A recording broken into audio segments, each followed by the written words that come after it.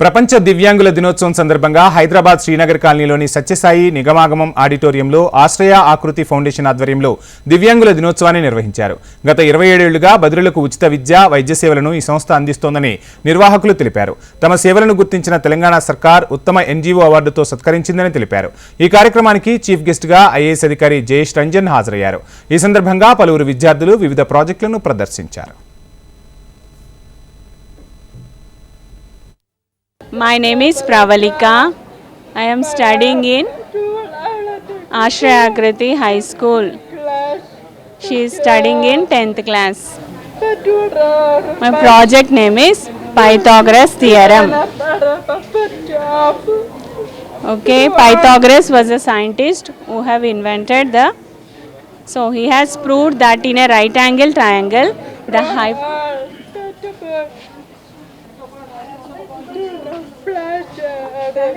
it gives the relationship between the three sides of a right angle triangle. It shows that hypotenuse square is equal to the perpendicular distance and the base square. ఈరోజు అంతర్జాతీయ వికలాంగుల దినోత్సవం international day of person with disabilities సందర్భంగా ఆశ్రయాకృతి అనేటువంటి మా స్వచ్ఛంద సేవా సంస్థ పలు కార్యక్రమాలు పర్సన్ విత్ డిసెబిలిటీస్కి ఏర్పాటు చేసింది. చాలామంది పిల్లలు, తర్వాత కార్పొరేట్స్, వాలంటీర్స్ అందరూ కూడా ఇక్కడ పిల్లలు ప్రదర్శించేటువంటి ప్రత్యేకమైనటువంటి ప్రదర్శనలు తిలకించడానికి విచ్చేశారు. అదేవిధంగా కార్పొరేట్స్ ఏవైతే మాతోటి ముడిపడి ఉన్నాయో వారందరికీ కూడా మేము అవార్డ్స్ ఇవ్వబోతున్నాము.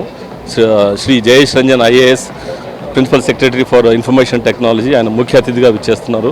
అదేవిధంగా వివిధ కార్పొరేట్స్ అనేటువంటి Qualcomm, state street, super gas, SBI life మొదలగు కార్పొరేట్స్ అన్నీ కూడా విచ్చేసి ఈ కార్యక్రమాన్ని దిగ్విజయం చేయబోతున్నారు.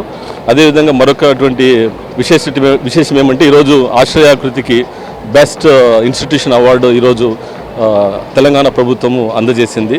కాబట్టి ఇది ఒక బాధ్యతగా మరియు ఒక గుర్తింపుగా కూడా మాకు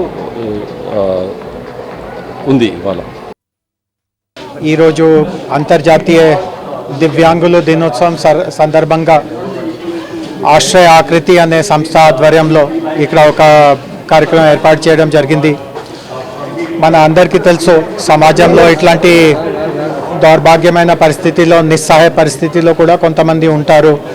కొంతమందికి మన చూపు ఉండదు, కొంతమందికి ఇట్లా వినికిడి సమస్యలు ఉంటాయి, కొంతమందికి నడకలో సమస్య ఉంటుంది, కొంతమందికి మానసికంగా కొన్ని దోషాలు ఉంటాయి. సో ఇట్లాంటి వ్యక్తులు కూడా మన సమాజంలో ఒక భాగమే. సో ఎవరు ఈరోజు వాళ్ళకి సహాయం ఇచ్చే పరిస్థితిలో ఉన్నారో వాళ్ళందరిపైన కూడా ఇది ఒక బాధ్యతగా, ఒక కర్తవ్యంగా ఉంది.